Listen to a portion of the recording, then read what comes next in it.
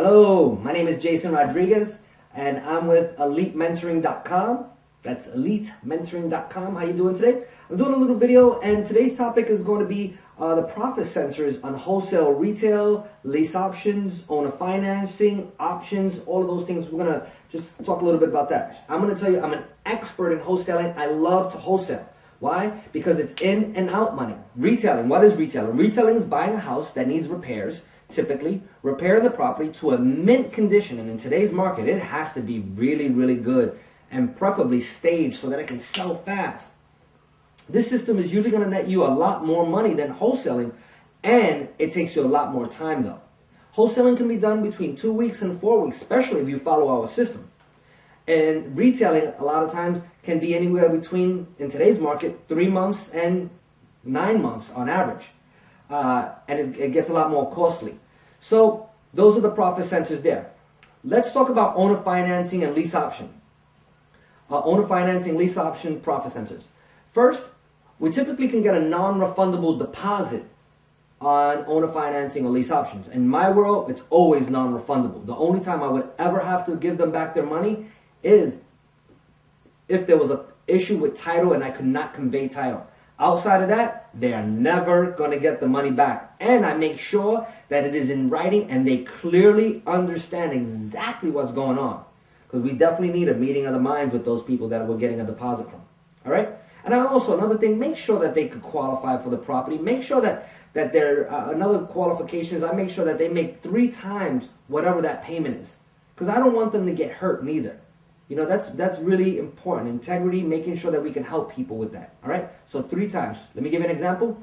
If the payment that they're getting is a $1,000 a month payment, they need to make $3,000 in that month so that they can be comfortable. It may push up just a little bit above a third, but that's it. No 50%, because then they're going to have problems paying the bills, and it's just going to lead to problems down the line. And I want happy campers in my houses, and so should you. Number 3 is collecting any deposits that you might have arranged in the beginning. What do I mean by that? So let's say you wanted 10% down, and they might have only had 8%, so they gave you 8. Let's say you wanted 10% on a $100,000 house. They gave you $8,000 down, and they owed you $2,000. Maybe you could get that $2,000 when they get a bonus, maybe tax time, any chunks of money that might have been coming to them. So you can arrange additional deposits. And let's say, for instance, they're gonna, for every year they have to give another deposit. That might be something would be another profit center for you. Say you sold a house that was worth $600,000. You sold it for $600,000. They gave you a $100,000 down payment. They owe you $500,000. But let's say you owe $450,000 on the property. That means at the end of the day, they have to give you another $50,000. Your other profit will be $50,000, and they would pay off that mortgage and get their own new mortgage. So that would be the 4th way. Now, number 5 doesn't apply for everybody, but it's definitely a profit center. Number 5 is discounting the mortgage. For instance, let's say the last house we just said, we owe the bank $450,000. The payments are current. There's nothing wrong with it.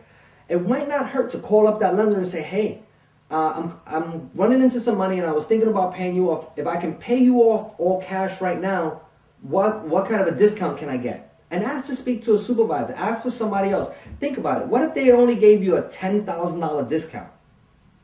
Would that $10,000 do good in your pocket or their pocket? Yours. This works really, really good when it's private lenders.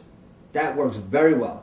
And if the private lender especially is in default or there's something going on there, that works even better if they're motivated. I'm not ever saying to make the property in default. Those are some strategies there. And those are the profit centers on wholesaling, retailing, owner financing, and lease options.